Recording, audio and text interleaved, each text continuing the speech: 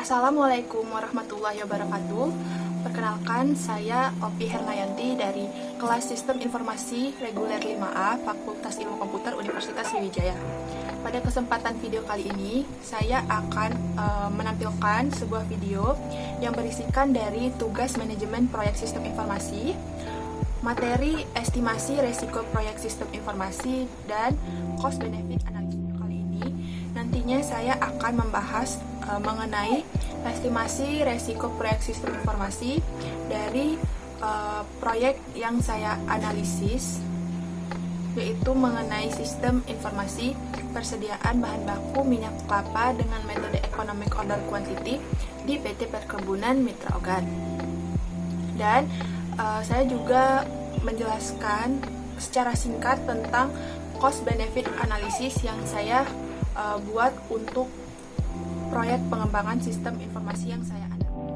Proyek sistem informasi, kita sebagai manajer proyek atau analis sistem penting untuk melakukan estimasi resiko proyek dari sistem informasi yang akan kita kembangkan atau kita buat. Pentingnya untuk melakukan estimasi proyek sistem informasi karena kita dapat mengetahui seberapa besar resiko keberhasilan estimasi resiko proyek sistem informasi. Kita biasanya dikaitkan dengan dua karakteristik, yaitu ketidakpastian dan kerugian. Dan bagi seorang manajer proyek harus memperhatikan tipe-tipe kegagalan yang biasanya terjadi dalam kelangsungan proyek atau dalam kasus pelaksanaan proyek. Yang pertama, biasanya terjadi gagal dalam mencapai target yang diinginkan karena kesulitan dalam tahap implementasi.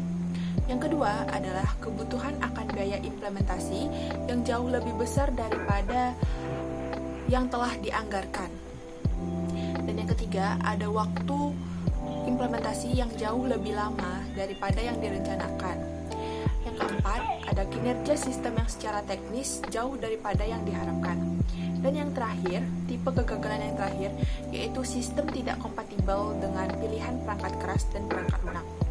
Jika kita seorang manajer proyek telah mengetahui kegagalan-kegagalan yang biasa terjadi dalam pelaksanaan proyek, maka dalam menyusun estimasi resiko proyek sistem informasi, kita bisa menyusun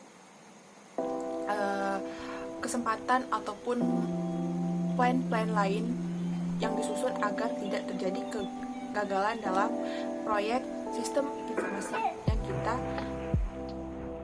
menjelaskan tentang cost benefit analysis dari proyek pengembangan sistem informasi yang saya analisis dari skripsi kakak tingkat yang berjudul Sistem Informasi Persediaan Bahan Baku Minyak Kelapa dengan metode Economic Order Quantity di PT Perkebunan Mitra Ogan.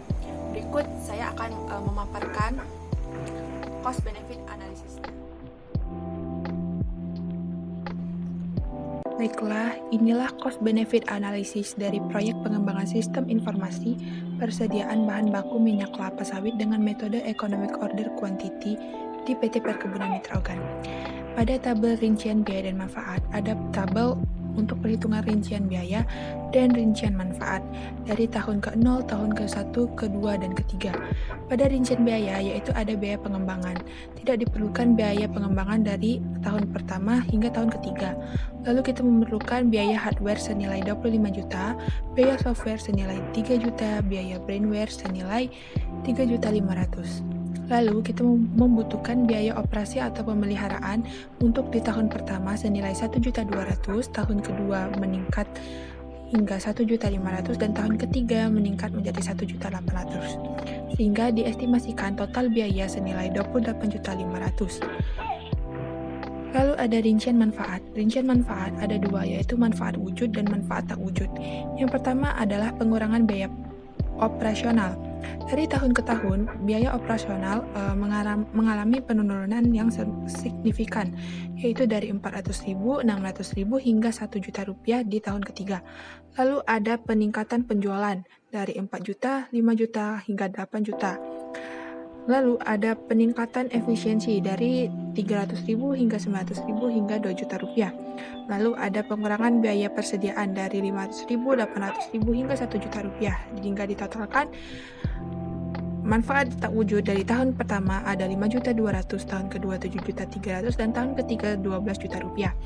Ada manfaat tak wujud dari peningkatan nama baik kepada pelanggan, peningkatan moral karyawan, peningkatan kepuasan kerja, peningkatan pelayanan pada pelanggan, dan peningkatan pengembalian.